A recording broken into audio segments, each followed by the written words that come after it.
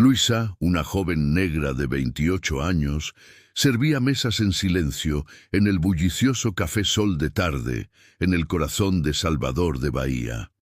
Con su uniforme blanco siempre impecable y una sonrisa tranquila, caminaba entre las mesas llenas de voces y platos humeantes.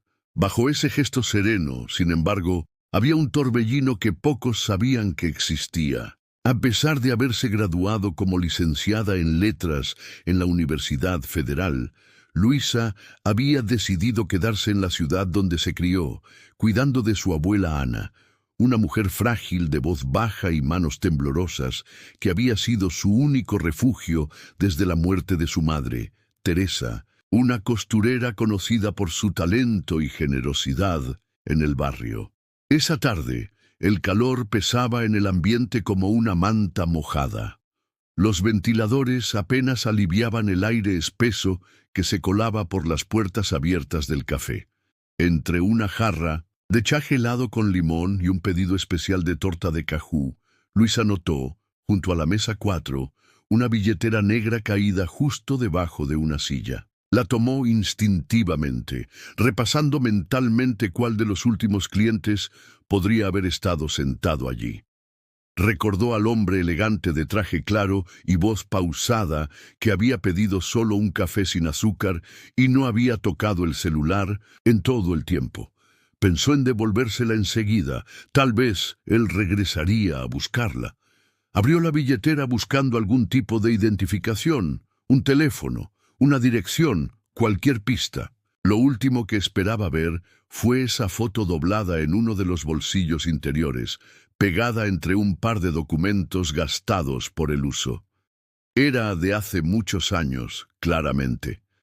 Pero ese rostro, Luisa lo reconoció al instante.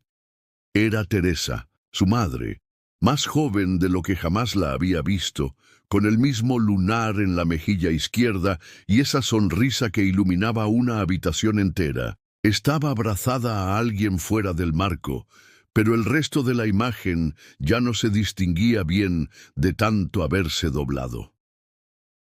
El corazón de Luisa dio un salto que le hizo olvidar el murmullo de la clientela, el tintinear de los tenedores y hasta el canto lejano de una batucada. ¿Cómo era posible que el hombre que dejó la billetera llevara una foto tan personal de su madre? 1.000.000 de preguntas comenzaron a pisarse unas a otras en su mente. Guardó la billetera en su delantal sin decir nada. Necesitaba respuestas, y algo dentro de ella le decía que aquel desconocido podía tenerlas. Al mirar de nuevo la billetera en sus manos, Luisa notó algo más. Un par de tarjetas de crédito bien ordenadas en uno de los bolsillos laterales. Una de ellas tenía un nombre impreso con letras doradas que le aceleraron el pulso. Era Esteban Montoya. Bastó un segundo para que lo reconociera. Su cara había aparecido más de una vez en portadas de revistas importantes, junto a frases como «El hombre detrás del imperio gastronómico más poderoso del país» o «El cerebro de la Fundación Sabor y Futuro», dedicada a promover la comida saludable en escuelas públicas. Esteban Montoya no era cualquier cliente. Era un magnate que solía codearse con políticos y artistas en los eventos de Sao Paulo. Ver su nombre allí, en la billetera que contenía una foto amarillenta de su madre, le removió las entrañas. Estaba segura de no haberlo visto nunca, en persona antes, y sin embargo, algo en su presencia ese día había despertado en ella un cosquilleo raro. De pronto, todo parecía amarrado con hilos invisibles. ¿Qué hacía ese hombre caminando por el centro de Salvador, tomando café, solo en un local sencillo como el Café Sol de Tarde?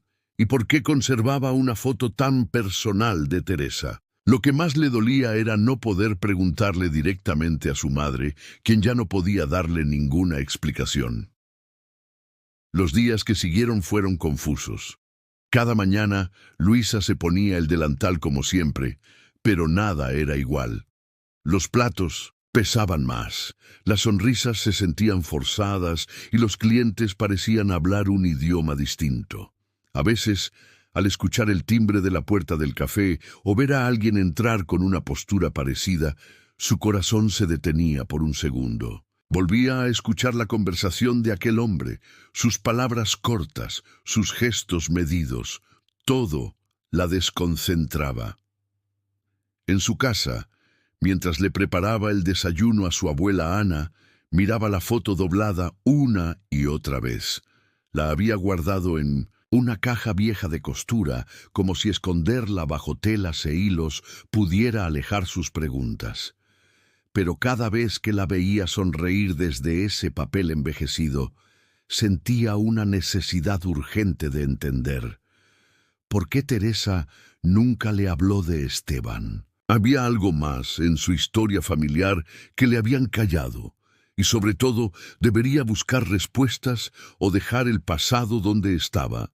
Un jueves por la tarde, cuando la abuela Ana se quedó dormida con el ventilador apuntando directo a los pies, Luisa no pudo seguir postergando lo que venía sintiendo desde hacía días. Había algo más enterrado en el pasado, algo que no aparecía en fotos ni en anécdotas repetidas. Cansada de vueltas, bajó las escaleras que llevaban al sótano de la casa donde había crecido, un espacio que olía a humedad y a recuerdos guardados. Conocía bien ese lugar.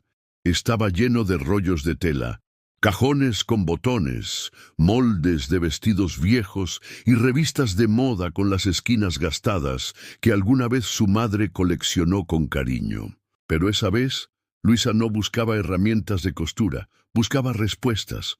Revisó estantes, movió cajas y retiró una manta polvorienta que cubría una pila de portarretratos sin colgar. No fue hasta que empujó una maleta celeste llena de hilos que encontró, en un rincón, una caja rectangular medio aplastada. El cartón estaba descolorido, casi gris, pero tenía una etiqueta con la palabra guardado, escrita con letra firme. Por dentro estaba llena de papeles. Al principio pensó que se trataba de bocetos o pedidos de clientas, pero en cuanto abrió el primer sobre, supo que no era eso. Eran cartas, decenas, todas escritas a mano por Teresa, su madre, y todas dirigidas a alguien simplemente llamado R. Ninguna tenía sello, ninguna había sido enviada. Luisa se sentó sobre el piso frío, con la caja en las piernas, y empezó a leer. La primera carta hablaba de un encuentro fugaz, de una promesa rota. La segunda mencionaba una decisión difícil por el bien de la niña. Cada página traía una mezcla de emociones. Había cariño, pero también culpa, incertidumbre y un miedo constante a ser descubierta. A medida que avanzaba en la lectura, Luisa sentía cómo los bordes de sus recuerdos se iban desdibujando. La imagen perfecta que tenía de su madre ahora mostraba grietas que no conocía. Lo que más le dolía no era el nombre oculto o la relación interrumpida. Era darse cuenta de que había una parte de la historia de su familia que había sido cuidadosamente silenciada, un vacío que se había vuelto cotidiano, pero que ahora que lo notaba pesaba más que nunca. Tener esas cartas en sus manos era como escuchar por primera vez una voz que siempre había estado ahí, bajita. Después de varios días sin dormir, con la mente dando vueltas y las cartas siempre dentro de su bolso, Luisa decidió que ya no podía seguir ocultándole aquello a su abuela. Esperó a que estuvieran solas, sentadas en la mesa de la cocina como tantas veces, con una taza de café con leche enfrente y la televisión encendida de fondo, bajita. El ventilador giraba lento y el olor del pan recién hecho llenaba la casa, pero a Luisa se le cerraba el estómago. Sacó lentamente la caja descolorida, la puso sobre la mesa sin decir nada. Doña Ana la miró con gesto de desconcierto. «Abuela, esto lo encontré en el sótano», dijo con voz baja mientras abría la tapa y le pasaba una de las cartas. La mujer tomó el papel con manos temblorosas. Fue leyendo en silencio. El aire parecía haberse puesto más pesado. Cuando terminó, La tercera se quedó mirando la hoja en sus manos, sin hablar. Los ojos se le llenaron de lágrimas, pero ninguna cayó. Lo sospechaba, murmuró por fin. Algunos días tu madre llegaba con los ojos hinchados. Decía que había dormido mal, pero supe desde el principio que le habían roto el corazón. Luisa no necesitó preguntar más. La abuela empezó a hablar con la voz entrecortada, como si al fin se quitara un peso guardado por demasiado tiempo. Le contó que Teresa había vivido un romance lleno de secretos con un hombre del sur, de una familia reconocida. Él venía seguido a Bahía por asuntos de negocios, y fue en una de esas visitas que se enamoraron. Paseaban por las playas de 1900 y Itapuá al atardecer, se escondían en carnavales, escribían cartas con seudónimos. Pero la familia de él nunca aceptó a Teresa. Cuando ella quedó embarazada, él ya no estaba. Nunca volvió. Ella creyó que la había dejado, dijo Ana, intentando sonar tranquila. Siempre pensó que la había olvidado. Luisa apretó el borde de la mesa. Tenía tanto que preguntar, pero no encontraba palabras. Esa historia desmontaba todo lo que había creído sobre sus orígenes. El silencio que había sentido crecer con los años ahora tenía forma. Ya no era un vacío sin nombre. Era una ausencia con historias, con personas, con decisiones que jamás imaginó. Por primera vez podía sentir el contorno del dolor de su madre, y empezaba a entenderlo. No pudo esperar más. Después de todo lo que había descubierto y con tantas preguntas acumuladas, Luisa sintió que hablar con Esteban Montoya era lo único capaz de cerrar, o al menos aclarar, esa parte borrosa de su historia. Así que, con las manos sudadas y el corazón apretado, llamó al número que había aparecido en una tarjeta de presentación dentro de la billetera. Dijo que era parte de la administración del café, que habían encontrado algo más suyo que debía recoger. Usó un tono práctico, sin titubeos, y al colgar respiró hondo como si acabara de hacer algo de vida o muerte. Reservó una mesa para dos en el mismo Café Sol de Tarde. Era un lugar discreto, perfecto para un encuentro que no quería explicar a nadie. Cuando llegó la hora, se sentó cerca del ventanal, vestida con algo sencillo pero cuidado, y pidió un café solo. No pasaron más de 15 minutos hasta que lo vio entrar. Iba igual de elegante que días atrás, con un paso calmo y el ceño algo fruncido, como quien no entiende del todo por qué lo han citado. Se detuvo un segundo al verla. Dudó. Luego caminó hacia la mesa. «¿Usted trabaja aquí, verdad?», preguntó antes de sentarse. Ella asintió y sonrió con cautela. «Sí, pero hoy quiero hablar con usted como cliente. Si no le molesta». Él la miró con curiosidad. Parecía pensar que había algún malentendido. Luisa se mantuvo firme y habló con voz suave. «Mi nombre es Luisa Duarte», dijo, marcando bien cada palabra. «Mi madre se llamaba Teresa Duarte. El pool», esto de él cambió de repente. La taza que acababan de colocar frente a él quedó olvidada. Su mano fue directo al borde del mantel como si necesitara sujetarse. No dijo nada de inmediato, solo bajó la mirada. Luisa pudo ver cómo tragaba saliva y luego, tan bajo que parecía hablar más consigo mismo que con ella, murmuró: «Teresa. Teresa fue el gran amor de mi vida». Se quedó en silencio unos segundos. Luego levantó la vista, ya con los ojos vidriosos. «Me alejaron de ella. Me hicieron elegir. Era joven y cobarde. Pero nadie me dijo jamás que estaba esperando un hijo». Las palabras de Luisa fueron simples, pero retumbaron en el aire como un relámpago. «Yo soy esa hija. Y usted es mi padre». Esteban no respondió de inmediato. Se quedó largo rato mirando la mesa con las manos entrelazadas, como si tuviera miedo de lo que pudiera salir de su boca. Finalmente levantó la vista y, con voz quebrada, pidió un poco de tiempo. Explicó que necesitaba pensar, digerir todo aquello, entender lo que significaba. Se notaba afectado de verdad. Su expresión no era la de un empresario calculador. Más bien parecía un hombre al que le acababan de mover el suelo. Sus palabras fueron serenas, pero cargadas de confusión, como si hubiera perdido muchos años en un segundo. Luisa, no sé por dónde empezar. No sabía que Teresa había tenido una hija. Nunca me lo dijeron. Nunca imaginé esto. Te pido, por favor, un poco de tiempo para entender. Ella asintió, aunque dentro de sí no sabía si tenía paciencia para esperar más. Fue educada, se despidió sin escenas, pero cuando empujó la puerta del café y salió al calor húmedo de la calle, todo se le vino encima. Caminó sin rumbo unas cuantas cuadras, con la cabeza llena de pensamientos mezclados. Sentía el cuerpo ligero y a la vez cargado. Había dicho en voz alta algo que había guardado durante toda su vida. Y aunque una parte de ella quería llorar de alivio, otra gritaba de rabia.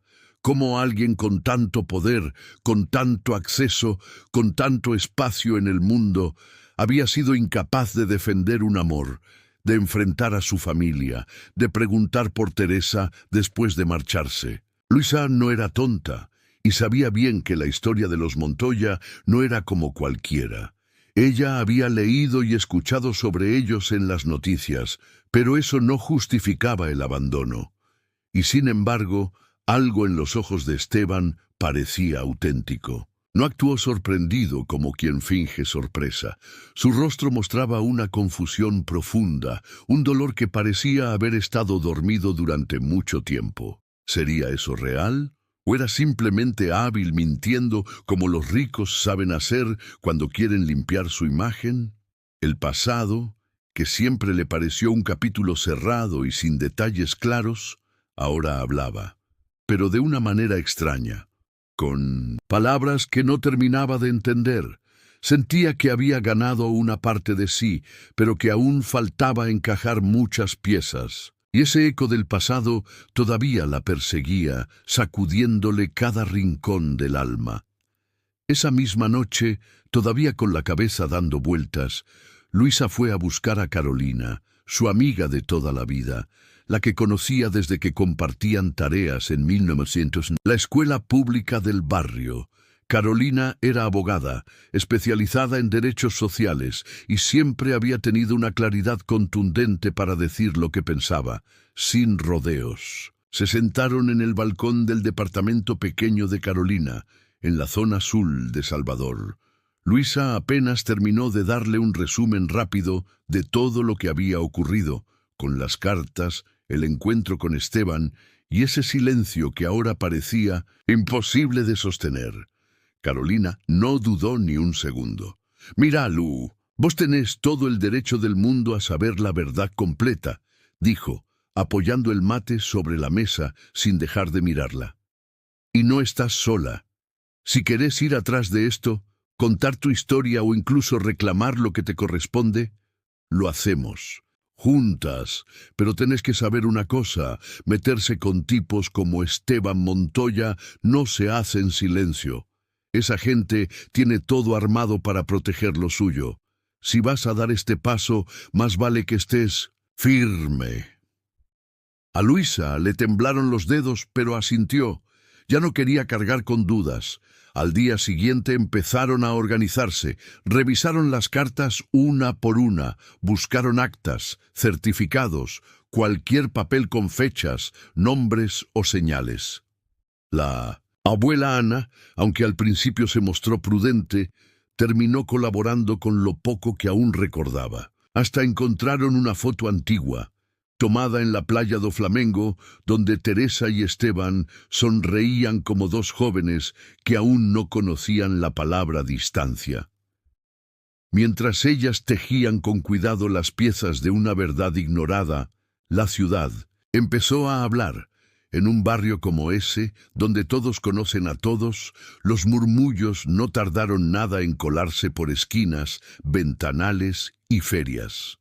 En la carnicería, en la fila del pan, en los salones de belleza, la historia ya empezaba a tomar vida propia. Algunos decían que Luisa se había inventado todo. Otros hablaban de herencia, de escándalos, de errores del pasado que siempre terminan saliendo a la luz. Lo que más le dolía a Luisa no eran los chismes. Era sentir que su historia, que había vivido tan en silencio, ahora se convertía en tema para comentar entre desconocidos. Pero también entendía que esta vez no iba a callarse, porque ahora todo tenía sentido, y cuando el silencio estalla, ya no hay vuelta atrás. Una tarde calurosa, con el sol pegando fuerte sobre las calles de Recife, Luisa recibió la llamada que tanto esperaba. La clínica había confirmado que el resultado del análisis de ADN ya estaba disponible. Esteban, a pesar de sus dudas iniciales, había aceptado sin problemas someterse a la prueba. No puso objeciones, solo pidió discreción. Cuando abrió el correo electrónico, Luisa se quedó un buen rato mirando el documento sin moverse. No hacía falta leerlo 3 veces. Los datos eran claros. Era su hija biológica. En menos de una semana, la noticia se filtró. Primero fueron comentarios sueltos en los grupos de WhatsApp de la zona, luego algunas publicaciones difusas en redes sociales y finalmente los medios locales lo tomaron como tema del día. En el barrio donde Luisa creció, hubo quien se alegró por ella, quienes pensaron ya era hora, y por supuesto quienes no pararon de comentar como si se tratara de una telenovela de la tarde. Pero en Sao Paulo, donde el apellido Montoya pesaba como plomo entre la gente influyente, el ambiente era otro. En esas reuniones elegantes, donde nadie dice todo, pero todos lo insinúan, el tema era murmullo obligado. La familia de Esteban no habló en público, pero los gestos, las actitudes evasivas y la distancia se dejaron ver. Y no tardó en aparecer lo peor: los ataques disfrazados de opinión. Programas de televisión empezaron a hablar de Luisa como la joven del Nordeste con sospechosas intenciones. Algunos portales digitales sugerían que, después de descubrir su conexión, ella buscaba beneficiarse del patrimonio Montoya. No faltaron comentarios de supuestos allegados que cuestionaban su historia, ni titulares envenenados como «verdad» o «estrategia», la mujer que apareció para reclamar un apellido. Peor, aún fue lo que insinuaban sobre Teresa, que quizá había mentido, que había querido atrapar a un joven rico, que todo había sido un intento fallido por cambiar su vida. Luisa sintió una rabia que le ardía por dentro. No solo por ella, sino por su madre, que no estaba ahí para defenderse. Lo que para Luisa había sido una búsqueda genuina de identidad y verdad, ahora se había convertido en algo parecido a un tribunal público. Y sin quererlo, en lugar de un reencuentro, el momento se transformó en un juicio donde nadie parecía interesado en escuchar de verdad. Una mañana inusualmente fresca en Sao Paulo, mientras tomaba café en la cocina de Carolina, Luisa recibió un mensaje inesperado. Era de Esteban, directo, sin rodeos. Le pedía que viajara a verlo, que necesitaban hablar en persona, sin intermediarios ni teléfonos de por medio. Le ofrecía alojarse en su departamento en Jardins, una cobertura con vista al Parque Ibirapuera. Luisa dudó unas horas, pero algo dentro de ella la empujó a aceptar. Quería respuestas. Quería mirarlo a los ojos y entender de una vez por todas qué lugar ocupaba ahora. Al llegar, una empleada abrió la puerta y la condujo hasta una sala enorme, decorada con sobriedad, donde resaltaban cuadros de artistas brasileños y muebles que no parecían tocados por nadie. Esteban la esperaba de pie, nervioso pero dispuesto. Después de un saludo incómodo, le dijo que sus hijos también querían conocerla. Cuando Luisa los vio entrar, entendió inmediatamente las dinámicas sin que nadie hablara. Había 3, 2 hombres un poco mayores que ella, que la miraban con leve incomodidad, y una mujer de ojos oscuros, impecablemente vestida, que avanzó como si el suelo le perteneciera. Se llamaba Verónica. Sin decir mucho, le extendió la mano y sonrió, con la boca pero no con los ojos. Esa sonrisa dura, demasiado medida, no engañó a Luisa. Sintió al instante ese juicio mudo, ese rechazo disfrazado de cortesía. La conversación fue tensa, cargada de frases extrañamente cuidadas. Esteban intentaba armonizar, pero su hija mayor no se molestaba en disimular que estaba ahí por obligación. Verónica no solo era altiva, era también astuta, de esas personas que no necesitan gritar para dejar claro que tomaron una posición. Y la suya era firme. Luisa no era bienvenida. Fue en ese instante, mientras fingían hablar sobre cosas triviales, que Luisa lo entendió de verdad. Su aparición no solo traía consecuencias legales o patrimoniales, traía el riesgo de cambiar todo el relato construido con esmero por años. Verónica no tenía miedo del dinero que pudieran compartir, tenía miedo de perder el control de la historia oficial, esa donde la familia Montoya aparecía como ejemplo de rectitud y elegancia.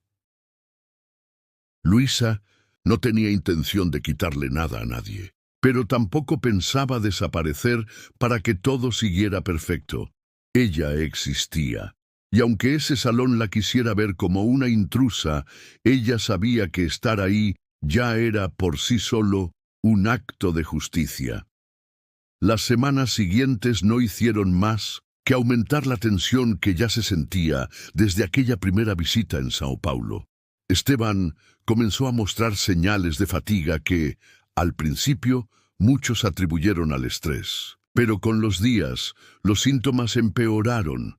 Dolores de pecho, agotamiento, dificultad para concentrarse.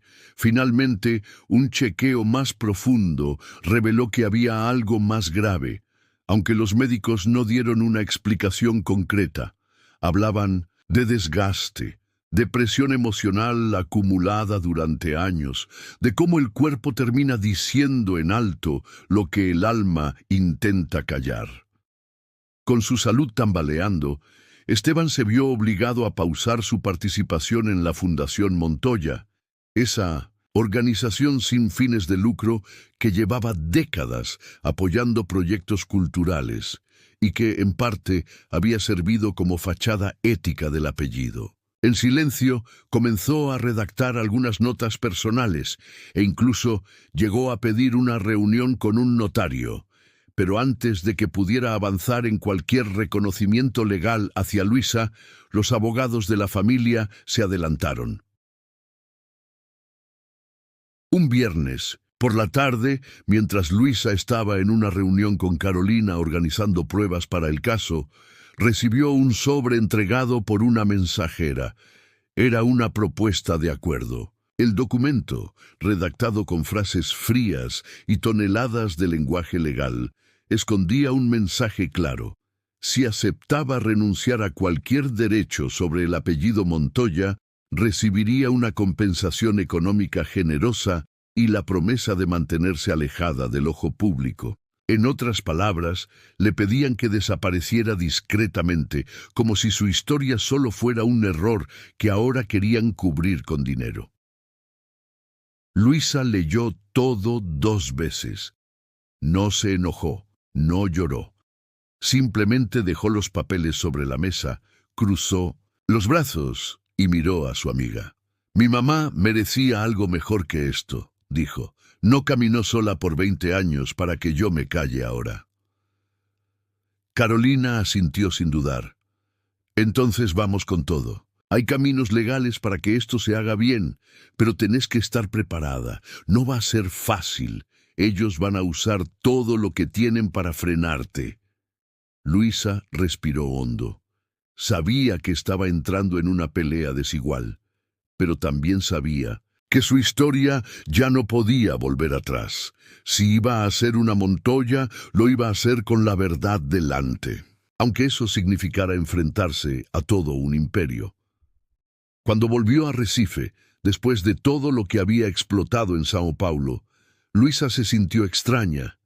No estaba huyendo ni tampoco regresando derrotada, pero sentía el cuerpo medio entumecido, como si llevara semanas caminando contra una corriente muy fuerte. En la casa de su abuela, con el ventilador girando lento, pensó en todo lo que había pasado: la prueba de ADN, los hermanos que no la querían, los abogados tratando de comprar su silencio. No era fácil procesar tanto de golpe. Un día, caminando por la avenida Domingos Ferreira, pasó frente a un hotel antiguo que llevaba años cerrado. El lugar había pertenecido, hacía décadas, a la cadena de la familia Montoya. Las letras oxidadas apenas se leían y los vidrios polvorientos escondían un vestíbulo vacío. Pero detrás de ese abandono, Luisa vio posibilidad. Justo en la parte de atrás había una sala de eventos que, pese al descuido, tenía buena estructura.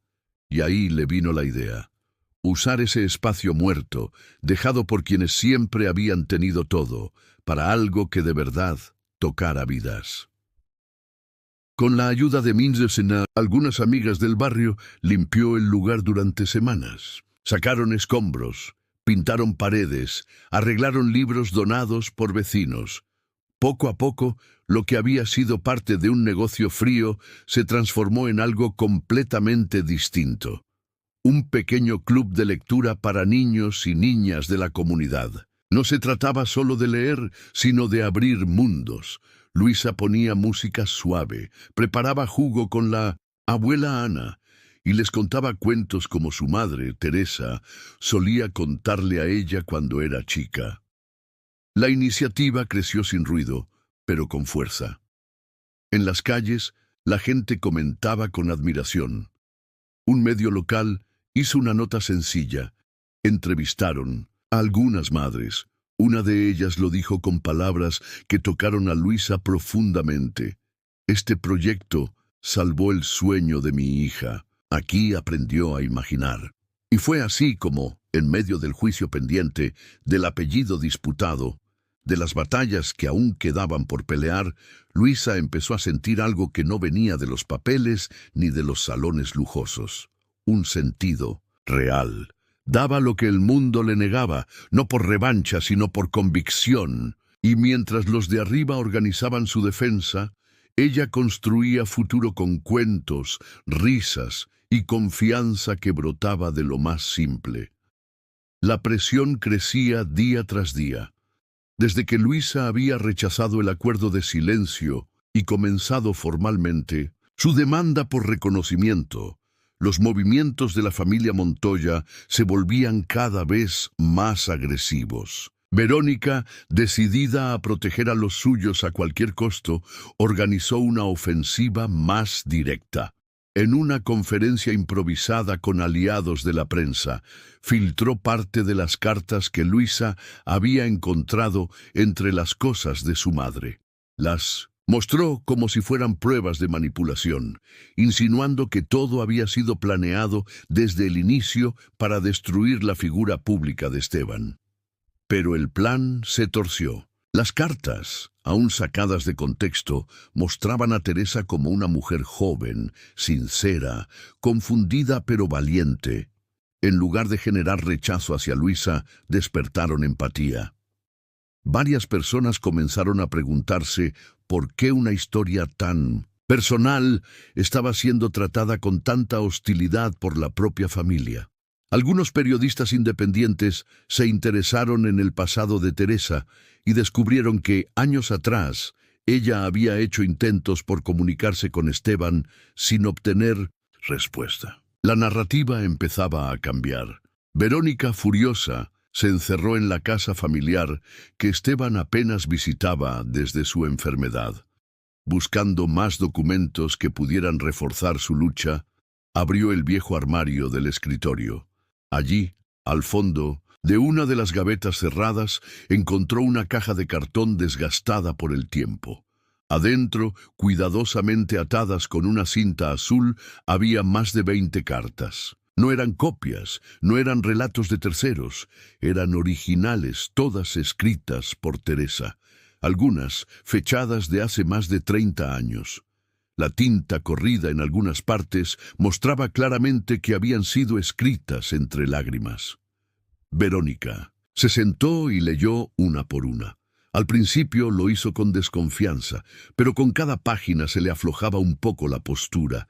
Allí estaba una mujer que no pedía nada más que ser escuchada, una mujer que amó, que fue ignorada, que cuidó, una hija con pocos recursos y mucha fe. Por primera vez, Verónica sintió que su imagen de Teresa no coincidía con la realidad, y eso le dolió. Más aún, comenzó a ver a Luisa de otra manera, no como enemiga ni como amenaza, sino como lo que era realmente, una persona buscando entender su lugar en una historia que le fue negada. Y en ese reflejo, algo roto dentro, de Verónica empezó lentamente a repararse. El evento más importante del año para la Fundación Montoya se acercaba.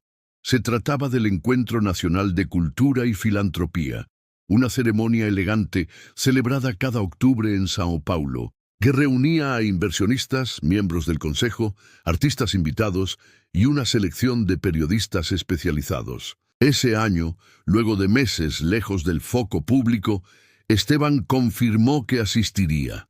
Su estado de salud había mejorado lo justo para estar presente durante un breve discurso. Nadie esperaba grandes anuncios. De hecho, muchos suponían que sería apenas un gesto simbólico de despedida, pero Esteban tenía otros planes. La ceremonia se realizó en el auditorio principal del Instituto Tomie Otake. Todo brillaba con un orden casi matemático. Luces suaves, orquesta ligera de fondo, copas burbujeando en manos seguras. Las cámaras se mantenían discretas, aunque listas para registrar cualquier detalle. Luisa estaba entre el público, sentada hacia el fondo, invitada sin alardes, sin protocolo especial. No sabía del todo por qué había aceptado ir. Carolina insistió en que, pasara lo que pasara, ella merecía estar allí.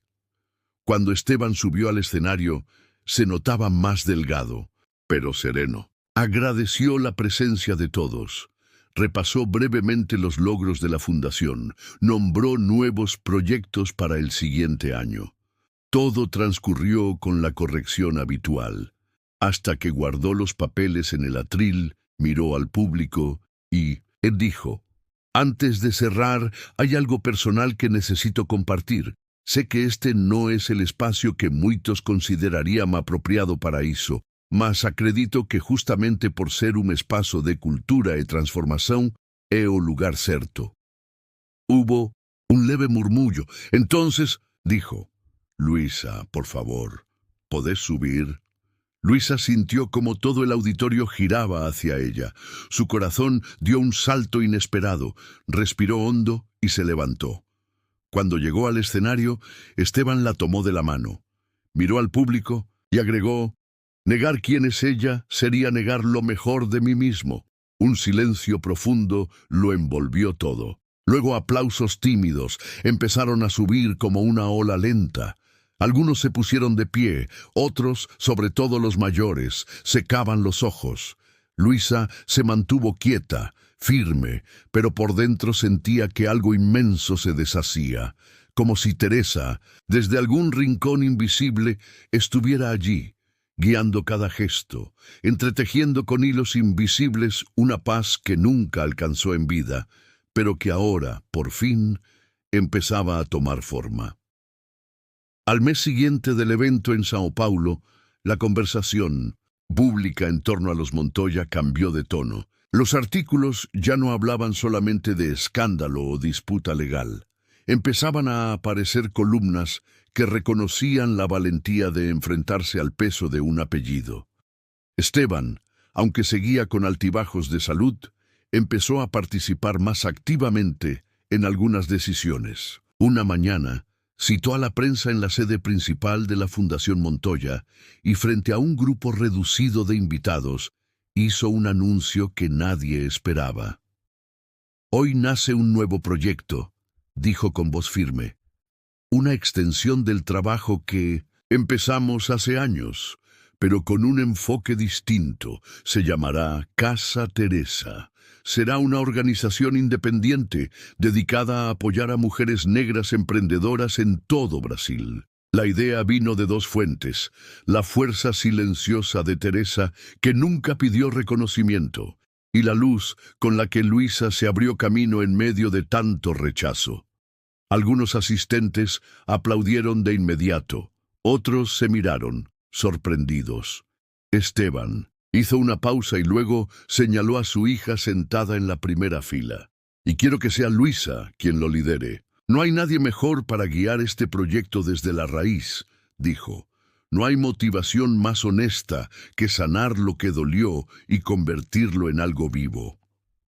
Luisa no se levantó enseguida. Se quedó quieta, procesando lo que acababa de escuchar. Aceptarlo no era una manera de perdonar el pasado, y mucho menos de borrarlo. Pero era una oportunidad de transformar todo ese dolor en un camino real, algo que tocara vidas más allá de la suya.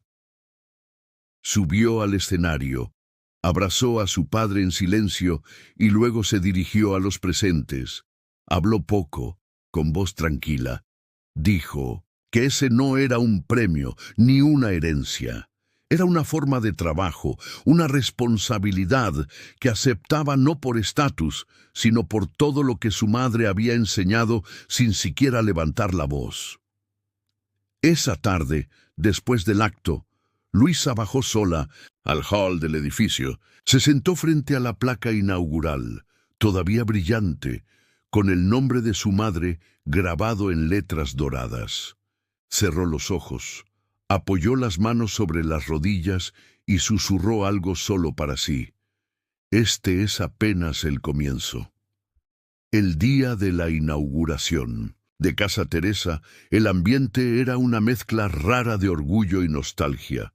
El edificio, remodelado con colores vivos y ventanales que dejaban entrar la luz del nordeste, se llenó de risas, música suelta y abrazos sinceros. Mujeres de distintos rincones de Brasil habían llegado con sus ideas, sus marcas artesanales, sus historias a cuestas.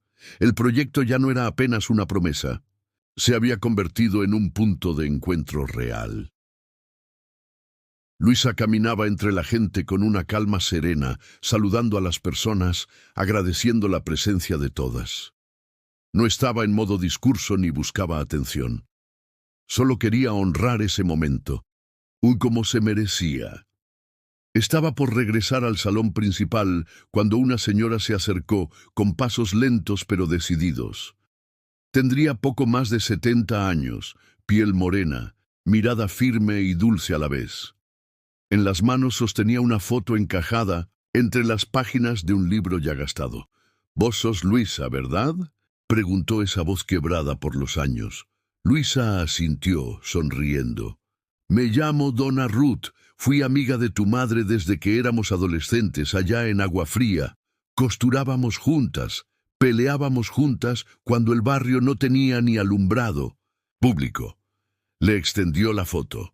Luisa la reconoció de inmediato. Era la misma imagen doblada que encontró una vez, cuando tenía apenas 15 años, escondida en la vieja billetera de Teresa. En esa foto estaban su madre y Esteban, jóvenes, abrazados, sonriendo sin reservas. «Tu mamá nunca dejó de quererte, claro», dijo Ruth, «pero tampoco dejó de amar a tu padre.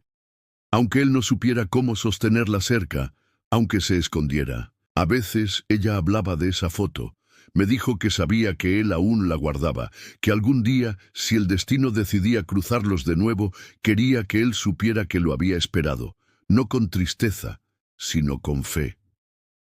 Luisa bajó la mirada. Sus dedos temblaron mientras volvía a mirar esa imagen, no por dolor, sino por el peso de algo que nunca pudo decirse en voz alta. Tomó las manos de Dona Ruth y por un instante sintió como si Teresa le hablara a través de esa mujer. «Gracias por decirme esto», susurró con la garganta cerrada. «Gracias por no dejarla sola, ni ayer ni hoy». Habían pasado unos meses desde la inauguración de Casa Teresa Y aunque la rutina empezaba a asentarse, para Luisa algunas heridas seguían abiertas. No era fácil convivir con lo no dicho, lo no resuelto.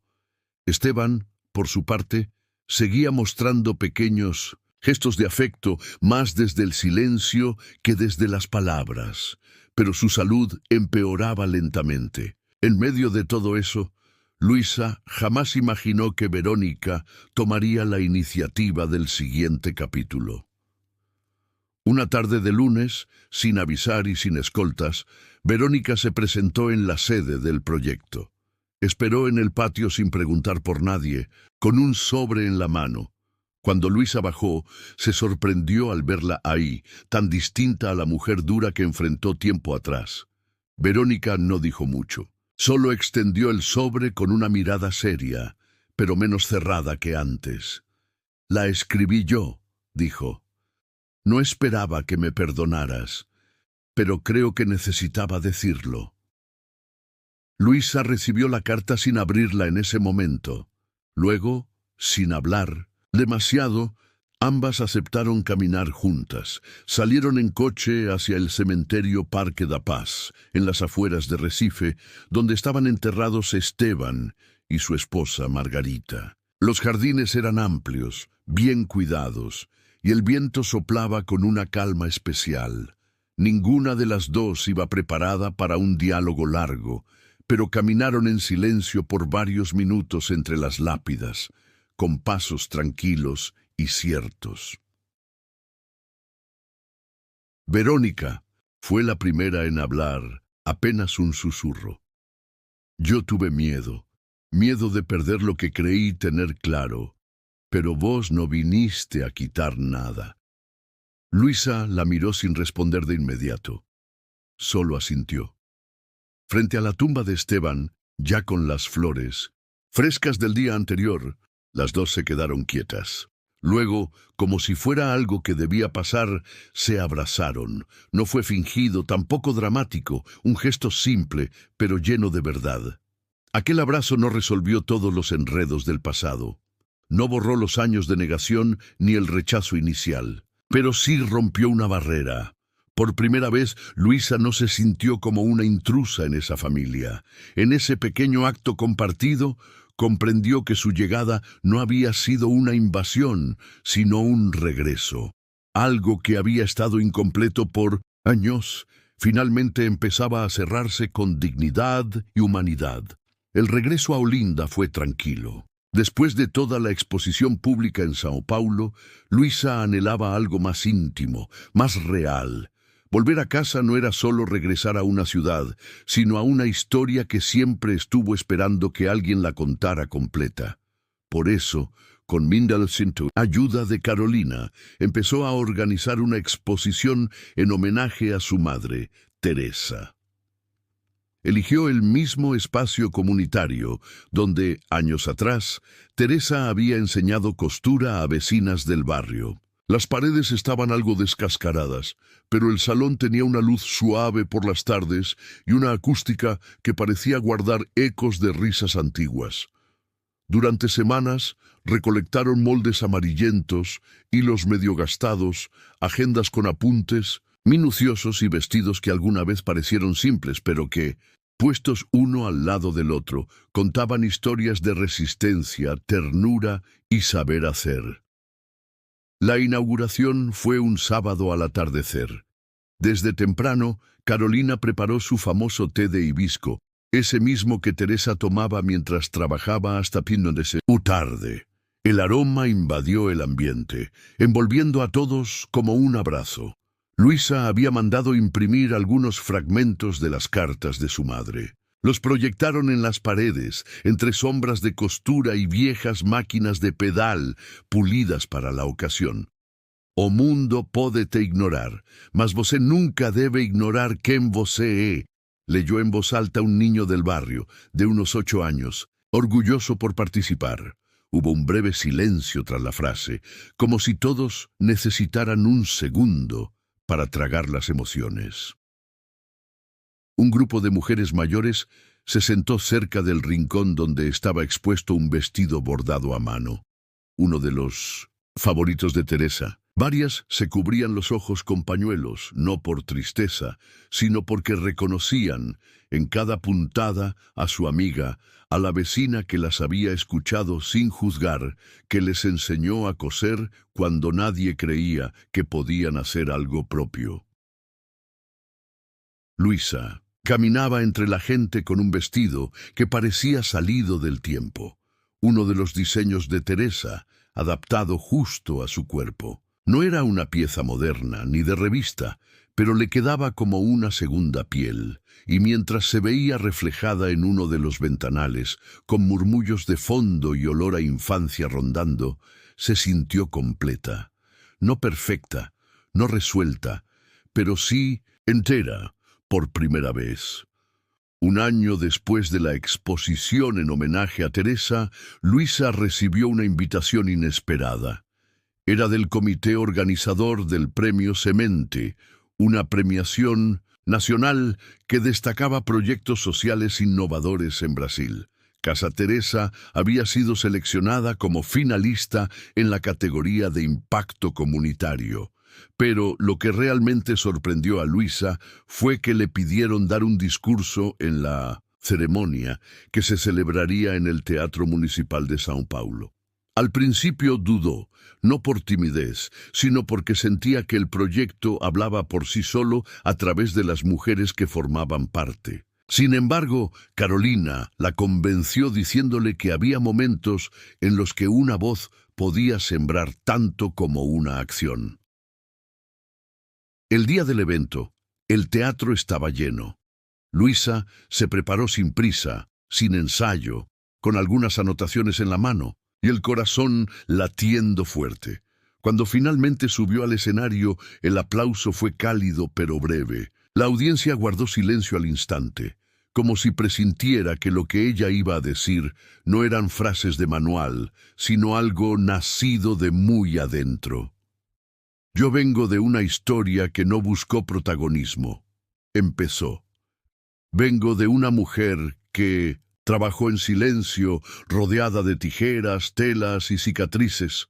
Una mujer que, aunque el mundo la ignoró, jamás dejó de creer en sí misma, ni en mí. Habló con lágrimas contenidas, pero sin perder el ritmo. Mencionó los años en que dudó de su lugar en el mundo, de su valor.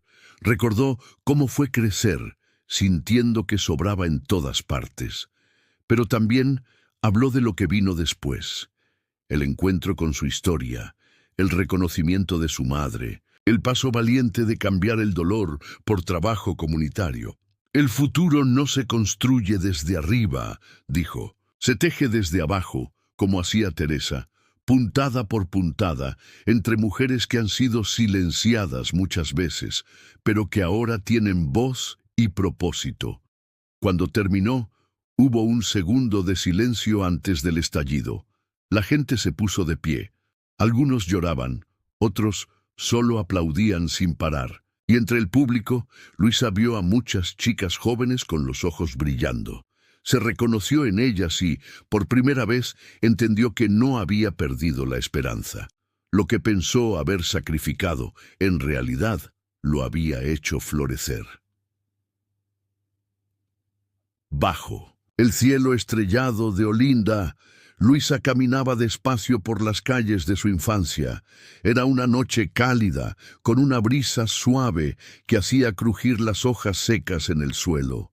Los árboles altos junto a los viejos casarones se mecían con el viento, como si también recordaran los pasos de otras épocas. Las luces tenues de los faroles pintaban sombras alargadas en las paredes de las casas coloniales, y todo parecía respirar con calma. Ella bajó por la ladeira da Misericordia, como si su cuerpo supiera exactamente a dónde ir sin pensarlo. Mucho. Pasaron por su mente tantas versiones de sí misma. La niña que se sentía apartada, la adolescente que buscaba respuestas entre silencios, la mujer que un día tuvo que decidir si caminaba sola hacia su verdad. Pero esa noche, por primera vez, no sentía peso en los hombros. Solo una certeza tranquila que nacía desde el centro del pecho. Se detuvo frente a la casa donde Teresa había vivido por tantos años. Las ventanas estaban cerradas, pero aún se veía el tiesto de barro con bugambilias colgando del balcón. El lugar no era suyo ni ajeno, era parte de ella, como lo era también São Paulo, con su ritmo apurado y sus recuerdos agrios y dulces. No tenía que escoger más, no necesitaba dividirse entre la raíz y la grieta. Miró hacia el cielo, donde las estrellas parecían más silenciosas que de costumbre, y murmuró con una sonrisa sostenida por la brisa. Teresa, vos creaste algo eterno. No solo hablaba de Casa Teresa, ni del legado que ahora llevaba con firmeza. Hablaba también de esa pequeña revolución íntima que había comenzado el día en que decidió ocupar su lugar sin pedir permiso. Ahora sabía que su historia no era una línea recta, sino un puente, y entendía que las verdaderas conexiones nacen cuando alguien se atreve a cruzar, aunque tiemble. Luisa respiró hondo, sentada en una banca de piedra al borde del acantilado, donde se podía oír el mar a lo lejos. Ahí, entre sus raíces y las preguntas que ya no dolían, se supo en paz. No porque todo estuviera resuelto, sino porque había hecho de sí misma una trama firme, un lazo entre mundos. Y toda puente, lo sabía, es un acto de coraje para quien lo construye y para quien se anima a andarlo. En un salón elegante del Centro Cultural de São Paulo, decorado con mármol claro, sillas de terciopelo azul y detalles que rendían homenaje a la herencia afro-brasileña, más por símbolos pequeños que por grandes discursos, se celebraba la edición anual del Encuentro Nacional de Mujeres Negras en Movimiento. Era un evento esperado, lleno de talleres, música, paneles y reconocimientos para lideresas comunitarias de todo el país. Esa edición, sin embargo, tenía un aire especial. Habían invitado a Luisa como oradora principal de la ceremonia de 1915. Cierre. Cuando ella entró al salón con paso tranquilo y rostro sereno, hubo un movimiento casi imperceptible entre la gente. Algunas la reconocieron de inmediato, por los videos, por las entrevistas, por la historia de Casa Teresa. Caminó hasta el escenario con la cabeza alta, sus trenzas recogidas con cuidado, vestida con una falda larga, estampada igual a las que solía usar su madre. No llevaba papel ni apuntes, solo su historia bien viva en la garganta. La sala quedó en silencio mientras tomaba el micrófono. Miró a su alrededor sin apuro, como quien reconoce el suelo que pisa. Durante años me pregunté cuál era mi lugar. Empezó con voz firme pero cercana. Me crié entre costuras y silencios, entre lo que no se decía, pero todo el mundo sentía. Y tardé mucho en entender que no tenía que pedir permiso para existir en voz alta. Compartió recuerdos de Teresa. Habló del amor que desafía el abandono, de ese tipo de cariño que no grita, pero sostiene. Contó cómo fue armar Casa Teresa con pocas cosas y muchas ganas, cómo el tejido colectivo de mujeres negras del Nordeste logró reconstruir desde abajo lo que la historia tantas veces quiso borrar. Habló también del derecho a escribir una narrativa nueva, una donde no se parte solo del dolor, sino también del deseo,